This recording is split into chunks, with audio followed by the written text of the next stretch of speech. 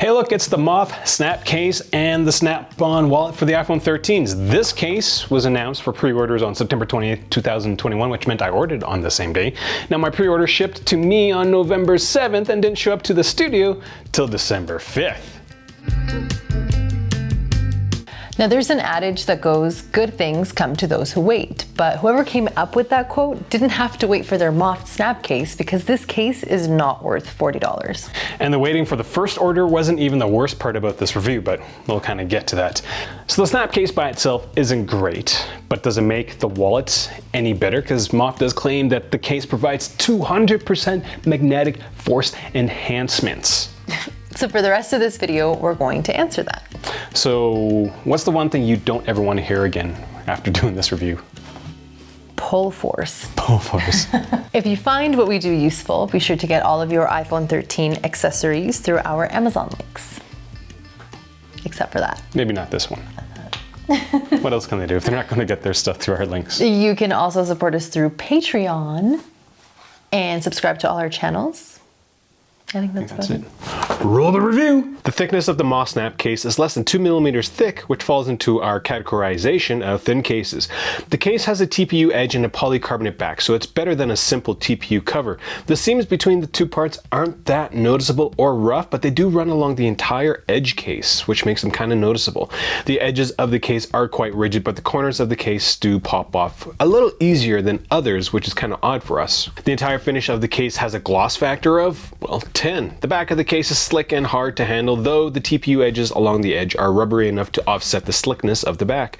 Now with that being said, the glossy back looks like a greasy, drunken, abstract painting after a couple hours of use, and it will slide around like Monty on a sidewalk after a bout of frozen rain.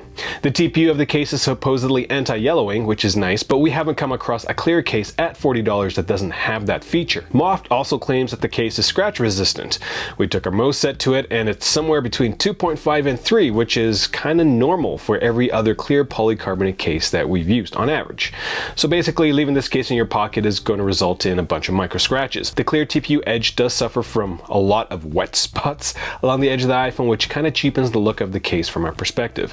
The Apple logo is exposed on the back, but if you look on the inside of the case, the cutouts between the two layers of the case aren't centered. Not a big deal, but reviewers, not influencers, so we kind of have to go through these design and build quality issues. When it comes to using your iPhone in the case, we hope that you never have to use any of the buttons on your iPhone. They are incredibly hard to press on the Moft Snap Case. When it comes to testing case buttons, we usually take a force meter to the buttons, and for the most part, 99.9% of the cases that we've tested don't actually register on the meter. The Moft Snap Case does. Actually, it takes less force to remove the Moft wallet from the iPhone than pressing the button through this case. Like that's... Basically, Moft needs to just go and refine the button area. And that should have been done because this is a $40 case. We had no issues with screen access, and the clearance of the case edges is about the thickness of a credit card, so you can easily leave the case face down if you want, which you will if you're using anything that goes on the back of this case. When it comes to drop protection, the Snap-on case is rated to 5 feet. So the question is, does it feel like a 5-foot drop-proof case?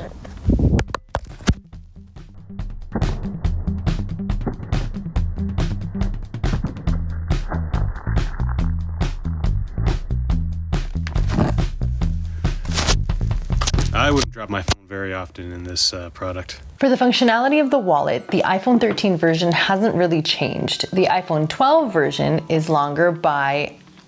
That's the 12? This is the 12, this is the 13. Okay. The iPhone 12 version is longer by about 1/8 of an inch, but it's basically the same wallet. If you want to know our opinion about that product, be sure to check out the full review.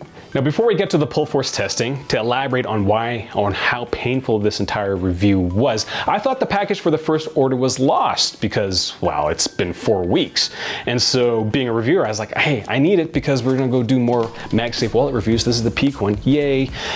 So I decided to make another order for Moft. So late afternoon December 3rd, I went and made another order, but within 12 hours of making that order, I got a notification saying that the thing was being delivered. And so I contacted Moft customer service to cancel that second order because I didn't need it because my first order was going to show up. But 2 days go by and I get a shipment notification for the second order. 4 days after the day of ordering, I get a reply from Moft customer service saying like, sorry for the inconvenience, we didn't get to your email in time, but your money is still ours. Now the second order, which which I paid expedited shipping for, an extra $20 on top of the entire order, was supposedly through FedEx, which according to their website is supposed to be sent in 4 days internationally. That was 6 days ago. So my package, second order, is still stuck in China. So, Real usage? like honestly, like it just blows my mind.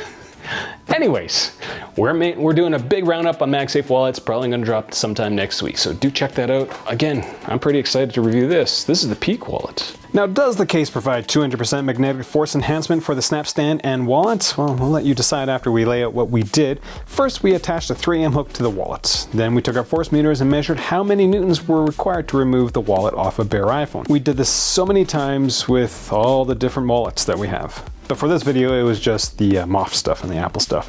With the bare iPhone 13 Pro Max, it took an average of about 6.7 newtons to remove the wallet. With the Snap case providing 200% extra magnetic attraction, it should probably take around 12 to 13 newtons for the Snap wallet to come off, right? Well, it took 9.84 newtons, which is a difference of approximately 150%. I think that's close enough. Like, they're only off by 50%, so if you're at 150, you just round up to 200. That's how math works, right? I can't tell you how many times we've pulled these wallets off of an iPhone in the last while. Now, between the Moft Snap-on wallet and Apple Wallet on a bare iPhone, the Moft Snap-on wallet was stronger by 0.7 newtons more, so it was 12% stronger. Now, when we do the same pull test with the Moft wallet and the Apple Wallet actually stays on better than the Snap-on wallet. We're not quite sure how that works. On average, it took us 10.8 newtons to pull the Apple Wallet off, and it took 9.84 newtons for the Snap-on wallet to come off. So the Apple leather wallet was stronger by about 10%. So out of all the testing that we did, the best product between the Moft wallet and the Apple Wallet to go on the back of the Moft Snap-on case is the Apple Wallet. So did we come close to any of the claims made by Moft in the product page? With their comparison between the full Moft Snap setup and the Apple setup, the difference came out to about 125% for the Moft setup, not the 150-ish% that Moft claims. But what happens when you forego all the fancy meters and just drop each wallet? Despite the Moft Snap-on wallet being better on the force pull test, it just doesn't stay on as well when you drop it. Now personally, I would take the result of a drop test, like having this stay on instead of the Moft wallet